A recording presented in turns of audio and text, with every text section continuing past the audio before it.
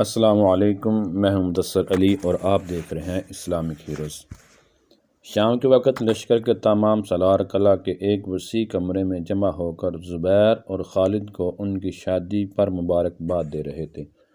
ناہید اور زہرہ اپنے کمرے میں بیٹھی آپس میں باتیں کر رہی تھیں۔ ناہید نے کہا، زہرہ، نکاح کے وقت تمہاری زبان گونگ کیوں ہو گئی تھی؟ ناہید: مجھے معلوم نہیں، تم جانتی ہو مجھے یہ امید نہ تھی کہ یہ تمام باتیں اس قدر جلدی ہو جائیں گی۔ میرے کان سائیں سائیں کر رہے تھے۔ مجھے یہ بھی معلوم نہ تھا کہ میں کہاں ہوں، اور پھر اگر نکاح پڑھانے والا محمد بن قاسم کی بجائے کوئی اور ہوتا تو میں شاید اس قدر بدحواس نہ ہوتی۔ اس کے چہرے پر کتنا جلال تھا اور اس کی آواز کس قدر رعبدار تھی۔ سچ کہتی ہوں، وہ انسان نہیں، دیوتا ہے، اور ہمیں دیوتاؤں سے ڈرنا سکھایا گیا ہے۔ ناہید، اگر تم میرے پاس نہ ہوتی تو شاید میری زبان بالکل نہ کھلتی۔ انہوں نے پوچھا، تمہیں خالد قبول ہے؟ اور میں شرم سے پانی پانی ہو گئی۔ ناہید: مجھے اب تک یقین نہیں آتا کہ تمہارے بھائی کے ساتھ میری شادی ہو چکی ہے۔ کبھی کبھی مجھے خیال آتا ہے کہ میں ایک خواب دیکھ رہی ہوں۔ کیا تمہیں اپنی شادی ایک خواب معلوم نہیں ہوتی؟ ناہید مسکرائی اور زہرہ اس کے گلے میں باہیں ڈال کر اس سے لپٹ گئی۔ ناہید اس کے سیاہ اور خوبصورت بالوں سے کھیلنے لگی۔ اچانک اس کے دل میں ایک خیال آیا اور اس نے اپنے گلے سے موتیوں کا ہار اتار کر زہرہ کے گلے میں ڈال دیا۔ زہرہ نے کہا، نہیں نہیں، یہ تمہیں اچھا لگتا ہے۔ ناہید نے جواب دیا، میرے پاس دوسرا ہے، مجھے خالد دے گیا ہے۔ یہ کہتے ہوئے اپنی ہیرے کی انگوٹھی اتار کر اور زہرہ کے احتجاج کے باوجود اس کی انگلی میں پہنا دی۔ دیکھو، اگر تمہیں میری خوشی منظور ہے تو اسے مت اتارو۔ زہرہ مہموم سی ہو کر ناہید کی طرف دیکھنے لگی۔ ناہید نے کہا، زہرہ، تم مغموم کیوں ہو گئیں؟ مجھے زیور اچھے نہیں لگتے، اور تمہارے ملک میں زیور پہننے کا رواج ہے۔ زہرہ نے کہا، لیکن ہمارے ملک میں بھابھی نند سے نہیں لیتی، اسے دیتی ہے، اور میں گھر سے اتنی دور۔ ناہید نے بات کاٹتے ہوئے کہا، پگلی بائی، تم آج بنی ہو، اس سے پہلے ایک عرصہ سے تم میری ننھی بہن تھی۔ زہرہ نے کہا، ناہید، سندھ کی فتح کے بعد بھائی جان کا ارادہ ہے کہ وہ کاٹھیا واڑ جا کر اسلام کی تبلیغ کریں۔ میرا بھی ارادہ ہے کہ میں چند دن کے لیے وہاں جاؤں۔ کاش تم بھی ہمارے ساتھ چل سکو۔ ہمارا گھر سمندر کے کنارے ایک چھوٹے سے قلعہ میں ہے۔ اس کے 3 طرف آموں کے وسیع باغات ہیں، بیچ میں سے ایک ندی گزرتی ہے۔ میں اس ندی کے کنارے آم کے ایک درخت پر جھولا کرتی تھی۔ برسات کے دنوں میں اس ندی کا پانی بہت تیز بہتا تھا اور میں اپنی سہیلیوں کے ساتھ اس میں نہایا کرتی تھی۔ بارش میں ہم آم توڑ کر کھایا کرتیں، شہد کی طرح میٹھے آم۔ باغ سے پرے ایک خوبصورت جھیل تھی۔ ہم پانی میں کود کر آنکھ مچولی کھیلتیں اور کنول کے پھول توڑ کر ایک دوسری پر پھینکتیں۔ ناہید، میں تمہیں وہاں ضرور لے چلوں گی۔ ناہید نے جواب دیا، خدا ہمیں فتح دے، ممکن ہے کہ سندھ کے بعد ہماری فوج تمہارے شہر کا رخ کرے۔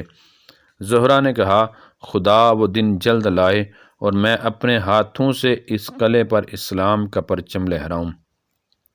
ناہید، میں حیران ہوں کہ میرے خیالات میں اتنا بڑا تغیر کیوں کر آ گیا۔ مجھے اچھوتوں سے سخت نفرت تھی۔ ایک دن میں اپنی سہیلیوں کے ساتھ جھیل پر گئی۔ وہاں ایک اچھوت لڑکا نہا رہا تھا۔ ہم نے اسے پتھر مار مار کر بے ہوش کر دیا، اور ایک دن ایک نیچ ذات مسافر ہمارے باغ کے پاس سے گزرا۔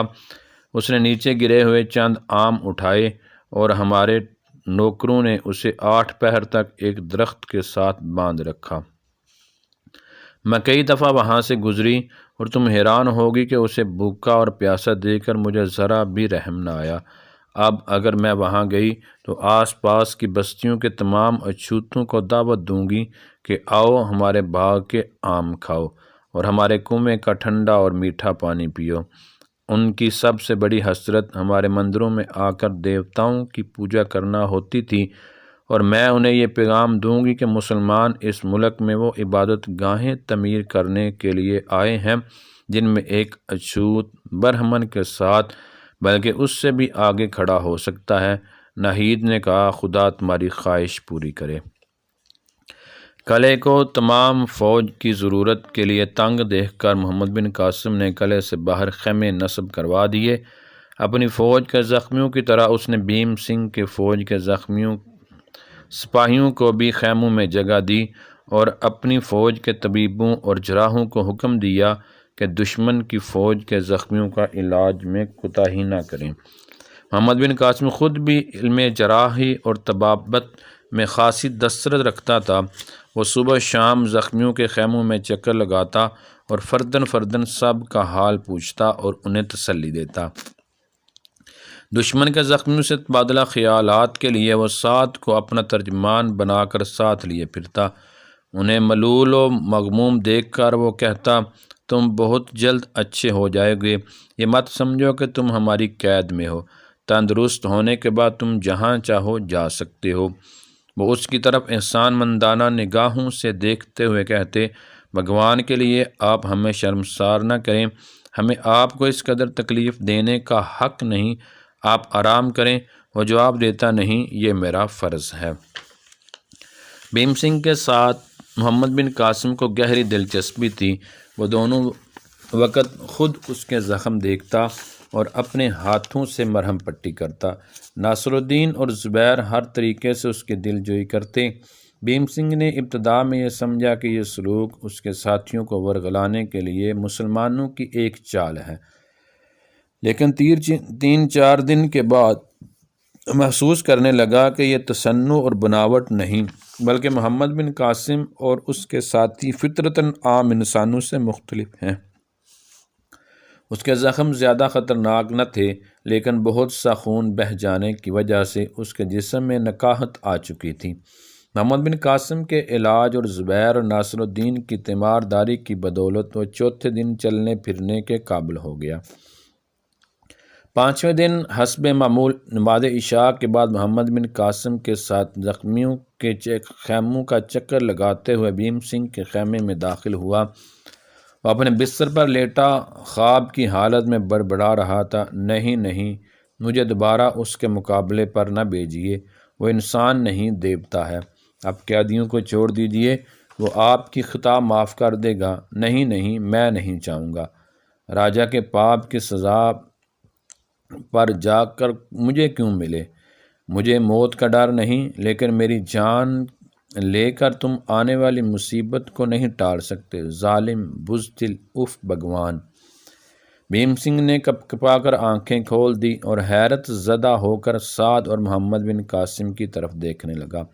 محمد بن قاسم نے کہا، معلوم ہوتا ہے کہ تم کوئی بھیانک خواب دیکھ رہے تھے۔ بھیم سنگھ سوچ میں پڑ گیا۔ اس کی پیشانی پر پسینے کے قطرے یہ ظاہر کرتے تھے کہ خواب کی حالت میں وہ سخت ذہنی کشمکش میں مبتلا تھا۔ محمد بن قاسم نے آگے بڑھ کر اس کی نزبز پر ہاتھ رکھتے ہوئے کہا، تمہاری طبیعت بالکل ٹھیک ہے، زخم میں تکلیف تو نہیں؟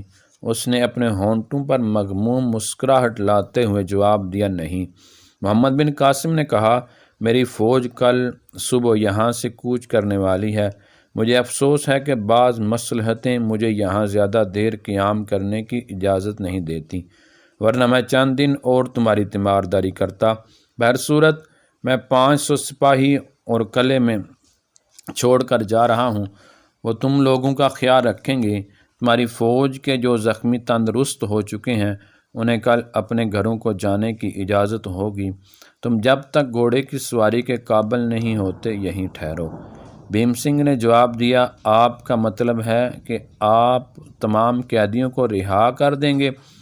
محمد بن قاسم نے جواب دیا، ہمارا مقصد لوگوں کو قیدی بنانا نہیں، بلکہ ہم انہیں ایک ظالم حکومت سے نجات دلا کر ایک ایسے نظام سے آشنا کرنا چاہتے ہیں جس کا بنیادی اصول مساوات ہے۔ آپ کے سپاہی ہمیں غیر ملکی حملہ آور سمجھ کر ہمارے مقابلے میں آئے تھے، لیکن انہیں یہ معلوم نہ تھا کہ ہماری جنگ وطن کے نام پر نہیں، قوم کے نام پر نہیں۔ ہم سندھ پر عرب کی برتری نہیں چاہتے، ہم روئے زمین کے تمام انسانوں کی بہتری کے لیے ایک عالمگیر انقلاب چاہتے ہیں، ایک انقلاب جو مظلوم کا سر اونچا رکھنے کے لیے ظالم کی لاٹھی چھین لینا چاہتا ہے۔ ہماری جنگ راجاؤں اور مہاراجاؤں کے جنگ نہیں، انسانوں اور بادشاہوں کی جنگ نہیں۔ ہمارا مقصد یہ نہیں کہ ہم سندھ کے راجا کا تاج اتار کر اپنے سر پر رکھ لیں۔ ہم یہ ثابت کرنا چاہتے ہیں کہ کوئی شخص تخت و تاج کا مالک ہو کر دنیا پر اپنا قانون نافذ کرنے کا حق نہیں رکھتا۔ تخت و تاج خود غرض انسانوں کے تراشے ہوئے بت ہیں، اور وہ قانون جو صرف ان بتوں کی عظمت کو برقرار رکھنے کے لیے بنایا گیا ہو، انسانوں کو ہمیشہ دو جماعتوں میں تقسیم کرتا ہے، ایک ظالم، دوسری مظلوم۔ تم ان جماعتوں کے لیے راجا اور پراجا کا الفاظ استعمال کرتے ہو۔ سندھ کے راجا نے ہمارے جہاز لوٹ کر عورتوں اور بچوں کو اس لیے قیدی بنایا کہ وہ تاج و تخت کا مالک ہوتے ہوئے ہر انسان پر ظلم کرنا اپنا حق سمجھتا ہے، اور اب وہ ہمارا مقابلہ اس لیے کرے گا کہ اسے ظلم کی تلوار چھن جانے کا خطرہ ہے، اور یہ سپاہی ہمارے مقابلے میں اس لیے آئے ہیں کہ انہیں ظلم کی اعانت کا معاوضہ ملتا ہے۔ ان بیچاروں سے وہی کام لیا گیا ہے جو انسان سواری کے جانوروں سے لیتے ہیں۔ یہ مجبور تھے، ایک استبدادی نظام کی وجہ سے ان کے لیے زندگی کی راہیں تنگ تھیں، اور یہ معمولی معاوضہ لے کر ظلم کی اعانت کے لیے اپنی جانیں تک بیچ ڈالنے کے لیے تیار تھے۔ انہیں یہ معلوم نہ تھا کہ جس انقلاب کی راہ میں رکاوٹ بننا چاہتے ہیں وہ ان کی بہتری کے لیے ہے۔ انہیں ہماری طرف سے خوف زدہ کیا گیا تھا۔ اب فتح کے بعد میں نہ خود ظالم بننا چاہتا ہوں اور نہ انہیں مظلوم بنانا چاہتا ہوں۔ دھیم سنگھ نے کہا، تو آپ کو یہ یقین ہے کہ یہ لوگ واپس جا کر راجا کی فوج میں دوبارہ شامل نہیں ہو جائیں گے؟ محمد بن قاسم نے جواب دیا، میں یقین کے ساتھ نہیں کہہ سکتا کہ واپس جا کر ان کا طرز عمل کیا ہوگا، لیکن مجھے ان لوگوں سے کوئی خدشہ نہیں، مجھے خدا کی رحمت پر بھروسہ ہے۔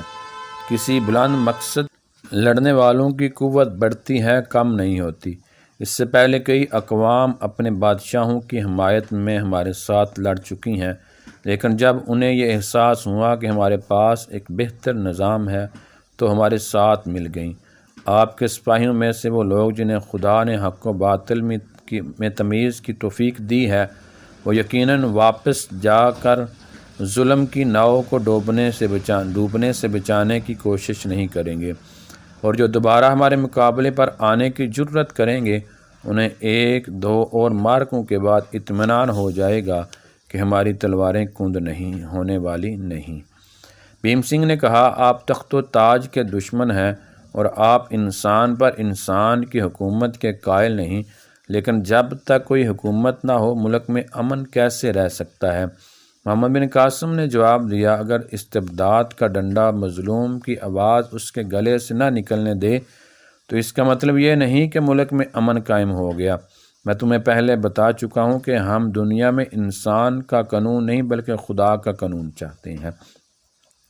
بھیم سنگھ نے جواب دیا، قانون خواہ کوئی ہو، اسے نافذ کرنے والا بہرحال کوئی انسان ہوگا، اور وہ راجا اور بادشاہ نہ بھی کہلائے تو بھی وہ حکمران ضرور ہوگا، اور جب تک دنیا میں سرکش لوگ موجود ہیں ایسے قانون کی حفاظت طاقت کے ڈنڈے کے بغیر ممکن نہیں۔ محمد بن قاسم نے کہا، یہ درست ہے، لیکن اس قانون کا پہلا مطالبہ یہ ہے کہ اسے نافذ کرنے والی جماعت صالحین کی جماعت ہو۔ جب تک ہم صالحین کی جماعت سے تعلق رکھیں گے خدا اپنے قانون کی حفاظت کا کام ہم سے لے گا۔ کل اگر تمہارے ملک سے کوئی قوم صالحین کی جماعت بن جائے تو اس قانون کا نفاذ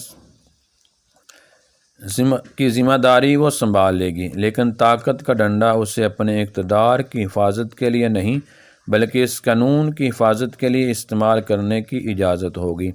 مسلمانوں کے امیر اور دوسری اقوام کے بادشاہوں میں یہ فرق ہے کہ وہ طاقت کا ڈنڈا ظالم کے خلاف مظلوم کی اعانت کے لیے کام میں لاتے ہیں، اور بادشاہ اسے فقط اپنی دائمی تسلط کے لیے استعمال کرتے ہیں۔ بھیم سنگھ نے کچھ دیر سوچنے کے بعد سوال کیا، تو کیا مجھے بھی ان لوگوں کے ساتھ واپس جانے کی اجازت ہوگی؟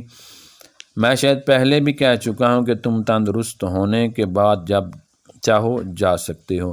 بھیم سنگھ نے کہا، میں سفر کے قابل ہوں، اگر آپ اجازت دیں تو کل ہی روانہ ہو جاؤں۔ ابھی تمہارے زخم ٹھیک نہیں ہوئے، لیکن اگر تم کل ہی جانا چاہو تو میں تمہیں نہیں روکوں گا۔ بھیم سنگھ پھر تھوڑی دیر سوچنے کے بعد بولا، لیکن آپ کو شاید معلوم نہ ہو، میں سندھ کے سیناپتی کا لڑکا ہوں، اور میرا واپس جا کر فوج کے ساتھ شامل ہو جانا آپ کے لیے خطرناک ہو سکتا ہے۔ اس لیے اگر آپ مجھے چھوڑنے سے پہلے مجھ سے یہ وعدہ لینا چاہتے ہیں کہ میں دوبارہ آپ کے مقابلے پر نہ آؤں، تو میں اس شرط پر جانے کے لیے تیار نہیں ہوں۔ میں نے تم کو ایسا وعدہ کرنے کے لیے نہیں کہا۔ ہاں، میں تم سے فقط ایک بات کہوں گا، تم راجہ طاہر کو میرا یہ پیغام پہنچا دو کہ اب اورو ہم سے دور نہیں۔ اگر اس نے عرب قیدیوں کے ساتھ برا سلوک کیا تو اس کے لیے اچھا نہ ہوگا۔ بھیم سنگھ نے جواب دیا، میں یہ وعدہ کرتا ہوں، اور مجھے امید ہے کہ جب اسے میرے زخمی سپاہیوں کے ساتھ آپ کے حسن سلوک کا پتہ چلے گا تو وہ یقیناً متاثر ہوگا۔ میں نیکی کا بدلہ نہیں چاہتا، میں صرف یہ چاہتا ہوں کہ تم اس کی آنکھوں سے غرور کی پٹی اتار دو اور اسے یہ بھی بتا دو کہ آتش فشاں پہاڑ کے دھانے پر کھڑا ہے۔ اس گفتگو کے دوران میں نے شاید کوئی تلخ بات کہہ دی ہو۔ اگر تمہیں کسی بات سے رنج پہنچا ہو تو مجھے ایک انسان سمجھ کر درگزر کرنا۔ محمود بن قاسم یہ کہہ کر خیمے سے باہر نکل آیا۔ بھیم سنگھ بار بار اپنے دل میں یہ کہہ رہا تھا، تم انسان نہیں دیو